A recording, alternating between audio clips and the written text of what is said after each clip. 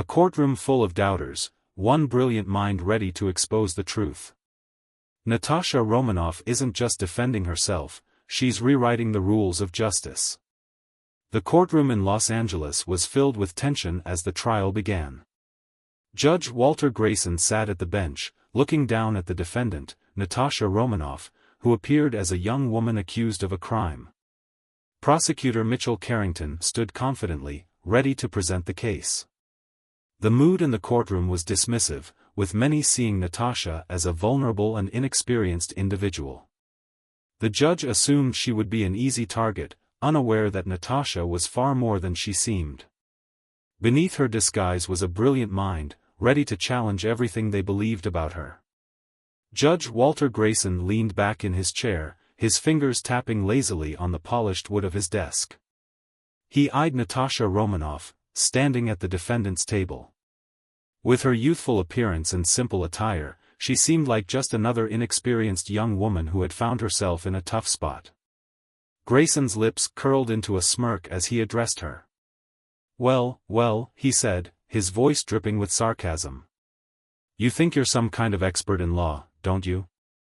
This isn't a debate club, Miss Romanoff. You're here because you've been accused of a crime. It's a straightforward case, so let's not waste time with your legal strategies."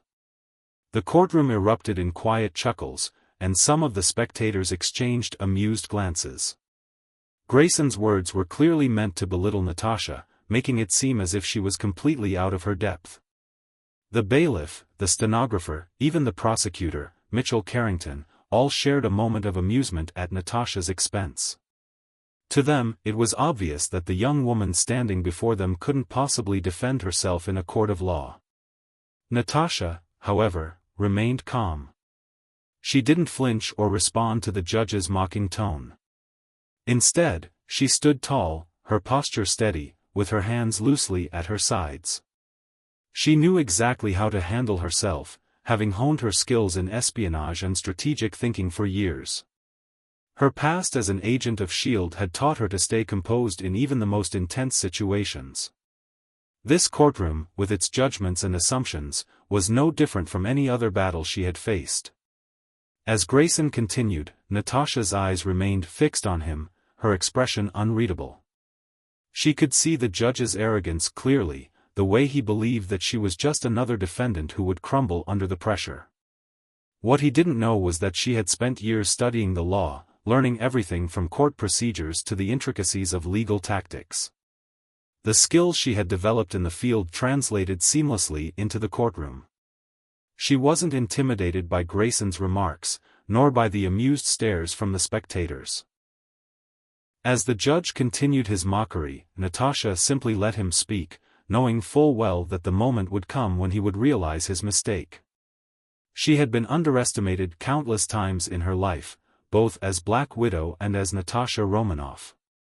She knew the power of silence and patience, letting others talk, letting them believe they had control, until the time came to strike back. And she was ready. When it was her turn to speak, Natasha's voice was steady, calm, and full of confidence. She addressed Grayson with the same poise she had used in countless high-stakes situations, not allowing the judge's mocking tone to rattle her. The courtroom fell silent, the laughter from before replaced with an air of anticipation. Natasha wasn't just a defendant in this case, she was a force to be reckoned with, and it wouldn't be long before everyone in the room realized that. Despite the judge's attitude and the audience's underestimation of her, Natasha remained poised. She knew that appearances could be deceiving, and she was about to prove that her brilliance could not be dismissed so easily. Prosecutor Mitchell Carrington stood up from his seat, his polished shoes clicking sharply on the courthouse floor as he approached the front of the room. He was a man who had delivered the same speech countless times, and his confidence was almost palpable. He adjusted his tie and began speaking with authority, his voice carrying through the courtroom. "Your Honor," he began, addressing Judge Grayson, "the case before us is simple. The defendant, Natasha Romanoff, is accused of grand theft auto. The vehicle in question, a luxury car, was reported stolen earlier this morning. Natasha was found driving the stolen car, attempting to flee when officers approached. She was arrested on the spot, with her fingerprints clearly identified on the steering wheel. Carrington paused, letting the words sink in. The courtroom murmured in agreement, the evidence seeming straightforward and damning. Natasha, he argued, was caught red-handed, and there was no doubt that she was the thief. The evidence speaks for itself, Carrington continued. The defendant's fingerprints were found inside the vehicle, and she was seen attempting to escape the scene. The arresting officers followed procedure, and there is no reason to doubt their statements. This is not a case of mistaken identity. Natasha Romanoff is guilty.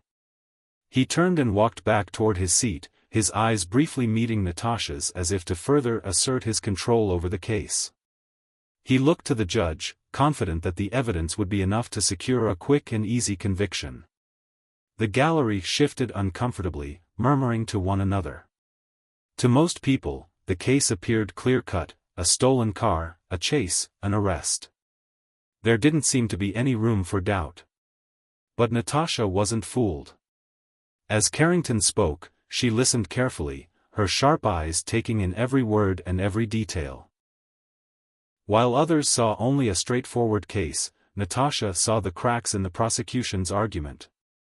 She had been trained to notice details, to read between the lines, to understand the gaps in a story. As Carrington continued, she mentally dissected every part of his presentation. First, she noted the lack of clarity about the timeline. How had the vehicle been stolen? Who had actually reported the theft? Natasha's mind raced as she mentally reviewed the sequence of events. She also thought about the claim that she had been attempting to flee from the scene. Why had she been in the car, and more importantly, why was the officer's version of events so neatly aligned with the prosecutor's narrative? As Carrington continued to speak, Natasha remained outwardly calm, her face unreadable. She knew exactly what to do next. While Carrington assumed that the case was in the bag, Natasha's legal mind was already working on the next steps to dismantle his argument. Her confidence was unshaken, and she felt an inner calm that came with knowing she had the tools to challenge the case. She wasn't intimidated by the evidence Carrington had presented. Natasha knew how to handle situations where everything seemed stacked against her. She'd done it before, and this time would be no different. With her sharp eye for detail and her ability to spot weaknesses in an argument, she was already a step ahead, ready to reveal the holes in the prosecution's case. Natasha wasn't just going to defend herself, she was going to take control of the courtroom. As the prosecutor finished his presentation, Natasha stood up calmly, her eyes scanning the room. There was a quiet tension in the air. The courtroom was filled with people waiting for her lawyer to respond, expecting the usual back and forth. But Natasha had a different plan. "Your Honor," she said, her voice steady and clear. "I will be representing myself." The room went silent. Judge Grayson looked at her in disbelief, his eyebrows raised. He had expected the young woman to be completely out of her element, ready to rely on a lawyer to handle the case for her. The thought of her defending herself was both surprising and unsettling to him. "Excuse me?" Judge Grayson asked, clearly taken aback. "You want to represent yourself? Do you even understand what you're getting into?" The prosecutor, Mitchell Carrington, let out a short, dismissive laugh. He assumed Natasha would quickly realize the mistake she was making and fall back on a lawyer. The rest of the courtroom seemed to share his belief, waiting for her to back down. But Natasha didn't hesitate. She simply nodded and turned toward the judge. "Yes, Your Honor. I'm confident I can handle this." Grayson stared at her for a moment, clearly skeptical, but he couldn't deny her request. Natasha's calm demeanor and sharp gaze told him she wasn't just a young defendant, she was something more. The judge reluctantly gave her permission, and the courtroom fell into an uncomfortable silence. It was a twist that no one saw coming. Just like Black Widow in disguise, Natasha had outsmarted them all. She wasn't just a victim of the system, she was ready to take control, and everyone in that room would soon realize that she wasn't the helpless young woman they thought she was. Natasha took a deep breath and stood up to begin her cross-examination. The courtroom was still, all eyes on her. She glanced at Officer Daniel Ruiz, the prosecution's key witness. He sat confidently, but Natasha wasn't intimidated. "Officer Ruiz," she began, her voice calm but firm. "You testified that you personally saw me driving the stolen car. Is that correct?" Ruiz nodded, a confident smile on his face. "Yes, that's correct." Natasha's eyes narrowed slightly. "And you also testified that you followed me through downtown before I attempted to flee. But can you tell this court where exactly you were when you saw the car?" Ruiz hesitated, clearly thrown off by the question. I was behind the car." "Behind?" Natasha repeated, her voice steady. "So you were far enough away that you couldn't have seen who was driving?" Ruiz stammered but quickly regained his composure. "I saw the car clearly." Natasha pressed on. "You also mentioned that the car was stolen earlier that day. But can you explain why your report didn't match the GPS logs from your patrol car? Because, according to my records, you weren't even in the area when the car was reportedly stolen." The courtroom was quiet.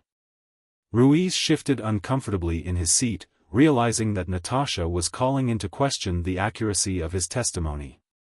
Natasha continued, "Now, let's talk about the evidence. The fingerprints on the steering wheel, officer.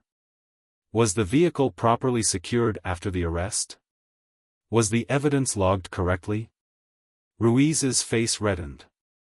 I believe so," he said, but his voice lacked certainty. With that, Natasha exposed serious flaws in the case. She showed how the evidence had been mishandled and the chain of custody was broken. The prosecution had failed to properly secure critical evidence, and Natasha's sharp legal mind had caught them off guard. Through it all, she remained calm and poised, letting the truth slowly unravel. Natasha stood confidently in front of the courtroom, knowing the moment had come to reveal the truth. She had already planted the seeds of doubt with her cross-examination, but now she was ready to finish what she had started. With a calm and steady voice, she addressed the judge and the jury. "Your Honor, members of the jury, I'd like to submit into evidence the statement of Mr. Raymond Whitaker, the registered owner of the vehicle," Natasha began, holding up a piece of paper. This statement was conveniently left out by the prosecution, but it's critical to this case.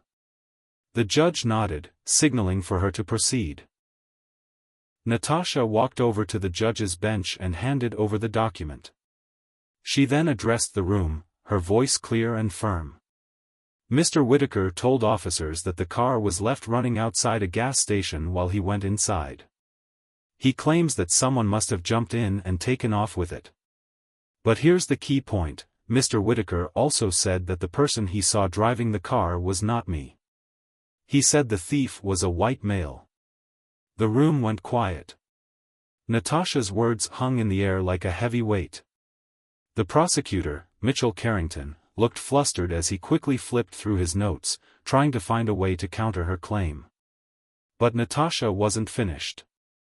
"I have a copy of the original police report, Your Honor," she continued. "It clearly states that Mr. Whitaker saw a different person in the car. Not me. So why was I arrested? Because I was in the area? Because I matched the description of a suspect? That's not how justice is supposed to work." The judge glanced at the jury, the weight of Natasha's words sinking in. The prosecutor's confident demeanor had started to crack. Natasha wasn't done yet. She then brought up surveillance footage from the gas station that had been conveniently overlooked by the prosecution. The footage clearly showed Natasha entering the store with her friends, not near the vehicle. She played the footage for everyone to see, leaving no room for doubt. "Here's the footage from the gas station," Natasha said. "You can clearly see me walking into the store, nowhere near the vehicle, at the exact time it was supposedly stolen." The courtroom was now silent. The prosecution had relied on assumptions and bias to build their case, but Natasha had just dismantled it piece by piece. She had exposed the flaws in their evidence, the missing details, and the rushed conclusions they had jumped to. "Your Honor," she said, turning back to the judge, "this case was built on assumptions, not facts. The evidence shows I was not the one who stole the car, and the prosecution has failed to prove their case beyond a reasonable doubt." As Natasha took her seat, the silence in the courtroom was deafening.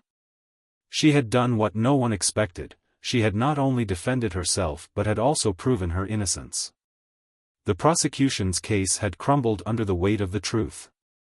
Judge Walter Grayson sat quietly at the bench, his expression unreadable as Natasha finished revealing the critical evidence. For the first time, the smug confidence that had marked his earlier behavior began to fade. He leaned forward slightly, adjusting his glasses, and glanced over at the prosecutor, Mitchell Carrington, who now looked uneasy. The prosecutor's once strong case had been shattered, piece by piece, and it was clear that Grayson could no longer ignore the flaws in the prosecution's arguments. At the start of the trial, Grayson had expected this to be a straightforward case, another routine trial with a clear-cut guilty defendant. He had been dismissive of Natasha, assuming she was just a young woman who had no business defending herself in a courtroom. But now, he was seeing things differently. Natasha had expertly exposed every weak link in the case, revealing how the prosecution had relied on assumptions and incomplete evidence rather than facts. As Natasha sat back down, calm and composed, Grayson's mind raced. He had underestimated her from the beginning, and now he realized his mistake. She wasn't just a young defendant with no experience. She was a brilliant strategist, a master at reading the room, and most importantly, she was right. The case against her was built on shaky ground, and it was no longer possible to ignore the flaws in the evidence. Grayson shifted his gaze from Natasha to the prosecutor, his expression hardening. Carrington seemed to be scrambling for a response, but nothing he said could change the fact that the case had fallen apart. The evidence that was supposed to convict Natasha now worked in her favor. The judge's thoughts became clear. There was no way he could allow this case to continue with so many unanswered questions and mishandled evidence. Finally, after what felt like an eternity, Grayson spoke, his voice calm but firm. After reviewing all the evidence and the arguments presented, Grayson said, his eyes locking with Natasha's, "It's clear that the prosecution has failed to prove their case beyond a reasonable doubt. The evidence is insufficient, and the defendant's legal arguments are sound. I hereby dismiss all charges against Natasha Romanoff." A wave of shock rippled through the courtroom. Natasha had won. Judge Grayson's acknowledgement of her intelligence and legal acumen had completely changed the dynamic of the trial. The prosecutor stood frozen, his face flushed with frustration, while the gallery buzzed with disbelief. Natasha, however, remained composed, knowing she had done exactly what she set out to do. As the judge banged his gavel, signaling the end of the trial, Grayson's eyes met Natasha's once more. There was a hint of respect now, a silent recognition of her brilliance. He hadn't expected this outcome, but Natasha had made sure that it was the only one possible. As Natasha walked out of the courthouse, the weight of the trial's outcome began to settle in. For so long, she had been underestimated, judged by her appearance and the assumptions people made about her. But today, she had proven herself, not just as a skilled operative but as a brilliant strategist and attorney. The courtroom, once full of doubt and dismissal, now saw her for what she truly was, someone who could outsmart even the most experienced prosecutor. Her mind raced as she thought about her next steps. Natasha had always been someone who thrived in high-stakes situations, but this victory was different. She had challenged the system itself, showing that with enough knowledge, anyone could fight back. The justice system, as she had seen, was not always fair. It was full of bias, assumptions, and mistakes, and she had just exposed those flaws. But she knew that she couldn't stop here. This victory wasn't just about her, it was about everyone who had ever been judged unfairly, pushed aside because of their appearance or their past. The story of her trial wasn't just her own, it was a reflection of the flaws in the justice system. It showed how easily people could be labeled and how assumptions could shape outcomes. Natasha had used her sharp mind to turn the tables, but not everyone had that chance. Too many people were overlooked, their voices ignored, simply because they didn't fit the system's idea of who they should be. As she made her way to her car, Natasha couldn't help but think about the bigger picture. The justice system needed to change, and it needed people who would challenge its biases and push for fairness. She knew that she wouldn't be the last person to face these challenges, and next time, it might be someone else who had to fight.